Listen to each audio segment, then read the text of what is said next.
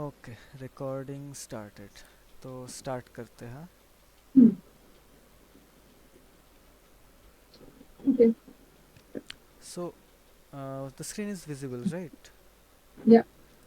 Okay, so for 19 by 19 we'll start with the opening theory. Okay. And the opening theory, we go like open corners, open and widest sides, then the center. Okay, so these four intersections in each corner, Hmm. these are the places when you can like where you can play when the corners are open. So if any of these corners has at least one stone in these points, that means it's not an open corner anymore. Okay, Okay. so we can pick any one of these. So let's see. So yeah, I was black, so I played this, and white played here, I played here, white played here. So you see, it's usually these 4 points, no matter which corner we play. Okay. The reason being that the amount of points you can surround with the least amount of stones, it has to be the corner, because the border actually also works as your stones if you're surrounding it. Okay, Hmm. so if all of these are black, then everything here is blacks. But actually, let me also show it like this. So let's say for this much points we need 6 stones, right? But on the side, I'll just move this one, we need 3 more stones, and in the center we would need 3 more stones. Hmm. So you need the least amount of stones in the corner. That's why we start with the open corners. So open corners, no open corners left. Now comes open side. So you can pick any of the sides. The usual moves are, oh wait, so it's black's turn. So usual moves for black would be approaching here, or enclosing black's own corner. Okay, so approaching basically means that you're approaching a opponent's stone from one space distance. It could be directly one space, or it could be a knight's move like this. You understand knight's move, right? Like from chess. Hmm. Yeah, Yeah. so enclosing, like in the current meta, enclosing is a bit passive. Usually people approach more, as it actively forces your opponent to respond in certain ways. But as beginners you can pick anything. Okay, and while picking the sides, we have to first check like which side do we want to play. For that we just have to count the number of lines between the stones. So right now if you look at it, this is Hmm. the widest side, so as black you can play anything on this side. Okay, Hmm. so this is also, because this is not an open corner, no matter what you play here it would be considered as a side move. Okay, so let's see what happened in the game. Okay, I enclosed. I was like, okay, I'll just make sure that I have my territory. I'll fight later. And this move. So now you can ask that white also have these options, approaching or enclosing. Why did white play here? So there's this theory.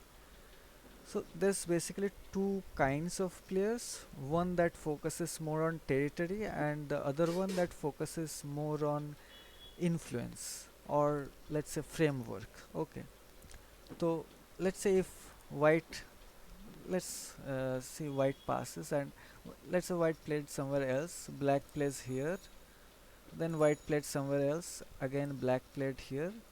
It looks like black is developing a framework for future territory, and white doesn't want that to happen. So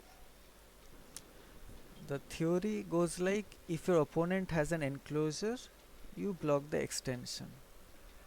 So this is the enclosure, and the extension is usually 5 spaces, 1 2 3 4 5, and you play here. So if it was black's turn, black would have definitely played here if black wanted to make a framework or play influential kind of game. And white saw that. White was like, okay, no, I will block this, I won't let you make a framework. So here you can go on the third line or fourth line, usually doesn't matter much. So similarly, like if your opponent has an enclosure, you block the extension. So right now I see that my opponent has an extension, so I'm blocking the enclosure. mm,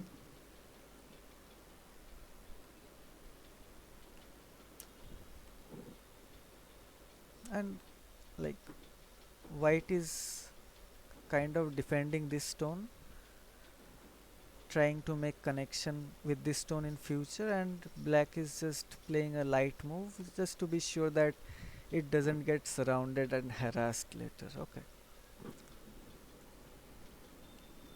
so now white takes an enclosure, black takes an enclosure, and now this is white is also taking an extension from his enclosure, while also saying that your eye space is here, if you do not defend, I will in future mm, play somewhere here, and you just have to run to live, you cannot live locally here anymore. So to that, usually you would like to play something like this and jump, so you retain a little bit of that eye space and you run. And this move is called a kick.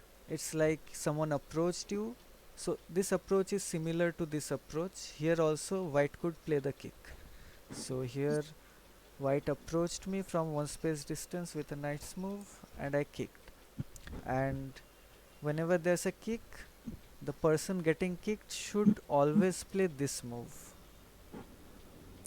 The reason being that if white plays anything else, black gets to play here, and now yeah, white looks very weak. White only has 2 liberties. So white doesn't want that. Because white's liberties got reduced, white makes sure that it has enough liberties, it's strong enough to fight or run away. And then as black did this, so black is like, okay, this is pretty much surrounded, I might get a eye here, but I'm still not sure, so I should still have my escape route open. So black plays here. So now black has access to the outside. In case something bad happens to black inside here and black cannot live locally, black can escape. Okay, so this is how it should usually go. And as white could also go like, okay, now I should play here, I am developing this framework now. mm, Also, frameworks in Japanese is called moyo, so you would hear moyo a lot, like moyo. Okay, so moyo basically means framework.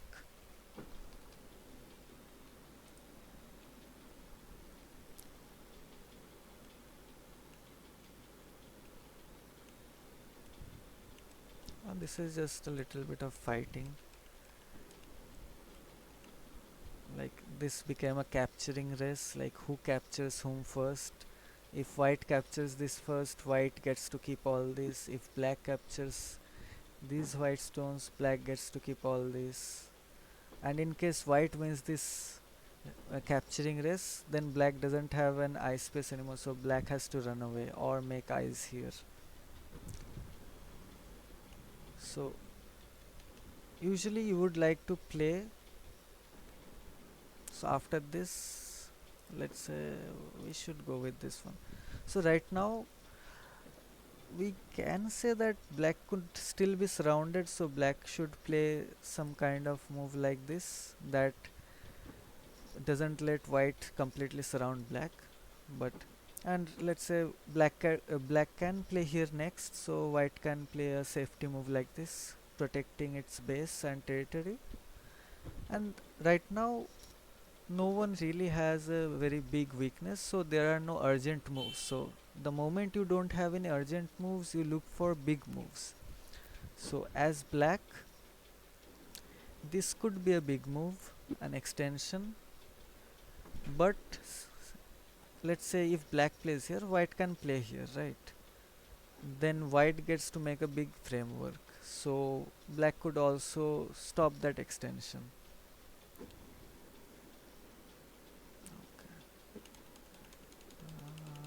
And let's move forward. So this is a capturing race, that's why we're still playing here. The moment this issue resolves, we don't have any urgent moves left, we would definitely play a big move.